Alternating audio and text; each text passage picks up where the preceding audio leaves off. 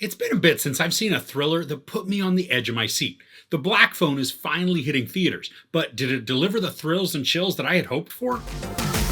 After being abducted by a child killer and locked in a soundproof basement, a 13-year-old boy starts receiving phone calls on a disconnected phone from the killer's previous victims. I remember seeing the trailer for this quite a while ago, maybe even pre-lockdown. We've got Ethan Hawke in a creepy mask playing an insidious character who snatches young boys in the northern side of Denver in the late 70s. I love that we pick up kind of in the middle of the story. Boys have already been abducted, which creates a bit of horror lore amongst the kids.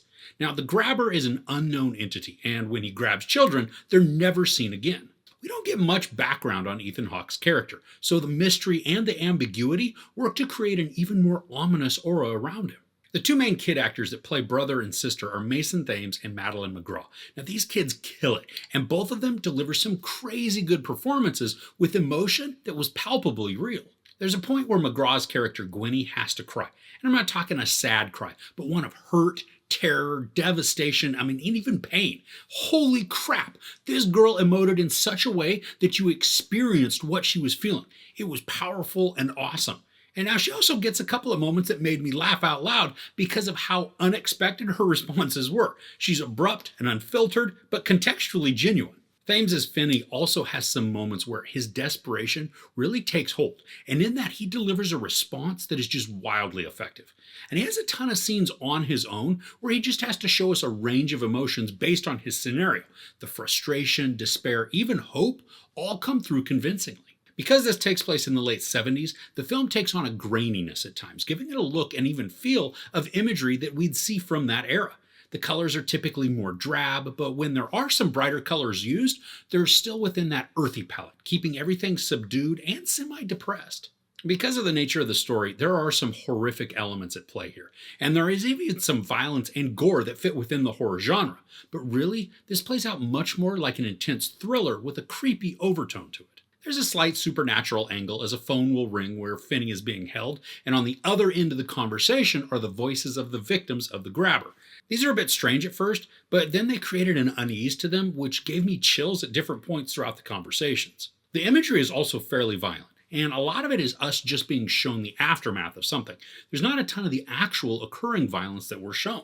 But there are some scenes that don't shy away from showing that violence, and when those happen, especially because of just how they're infrequently shown, they create some visceral reactions. So I'm not a fan of jump scares because I really think they're a cheap way to scare the audience. And most of the time, they're not even effective. But that being said, there were at least 2 separate times where I jumped at something being shown on screen during this movie. And it's not like something jumped out at us from dark corners. There were just moments where imagery would appear naturally as a scene progressed. But because I was so immersed in what was going on, that the shift in visuals was just jarring in such a wonderful way. And one of those times, the music was even cueing me up that something freaky may be getting ready to happen. But still, I was caught off guard, causing me to then gasp a bit and then chuckle at myself for my reaction. Now, there's some great choreographed action in this. It's not really fight choreography, but we have a couple of characters that are mimicking moves, and one can't see the other. But the actions are pretty in sync, and then they grow in intensity as the scene plays out.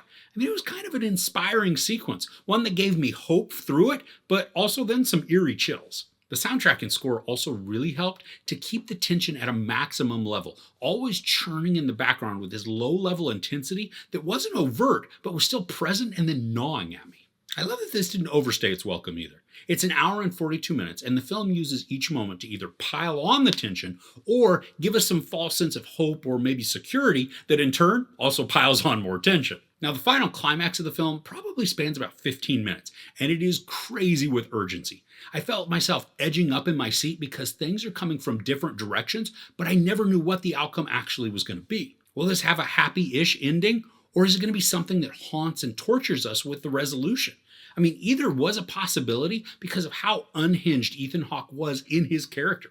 And I love the mask he wears throughout the film. It was designed by the master himself, Tom Savini, and has this extremely creepy vibe to it. And then because of how the mask is designed, it forces Hawke to emote through his eyes and body language, which he plays to full effect. He's got this slightly demure posture mixed with an incredibly restrained rage. Now, there are a lot of father figure themes that are explored in this, but not all of them get in-depth attention. The relationship between Finney, Gwen, and their dad definitely gets the most attention, but we also get to hear about how a father-son relationship affects one of the boys in Finney's class. I do believe there are other much deeper and darker relationship stories that could be examined, but the story chooses to keep those vague, perhaps maybe in the hopes that the lack of background will make certain characteristics and decisions even more terrifying. And while they may not totally be scary, they certainly are disturbing. And a side note on something disturbing, Jeremy Davies plays the dad of Finney and Gwen, and with his long hair and this thick, scraggly beard, he is spot on for Charles Manson, which he did play about 15-ish years ago. This has absolutely nothing to do with the film, but in that first scene, that's all I could see from him.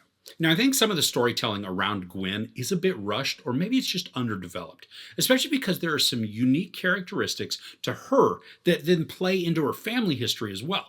And while we don't need a ton of exposition on this, the way that it's presented, we're just supposed to go with it without really anything to establish its existence or really then to give it realistic depth. Now, I know that was incredibly vague. I'm erring on the side that the specific info could be a spoiler, so I don't want to give too much detail. But once you see the film, this does make sense. So overall, The Black Phone is a taut and chilling thriller with enough urgency and sustained tension to keep you on the edge of your seat. The time is used efficiently, and even though I would have liked some more background on a character's abilities, the story creates anxiety through the use of obscurity and then some motivational vagueness. By not giving us all the details of the villain's impetus, the actions are more threatening and dreadful. Ethan Hawke is wildly and entertainingly unhinged, creating a villain that is quirky but scarily so. Mason Thames and Madeline McGraw are excellent, and they carry the heart of this story. Their sympathetic characters draw us in to hope for their success. Now, the pacing of the film is deliberate and driving, not overstaying its welcome, but also, as a result, skimping on certain details that could make characters even more memorable.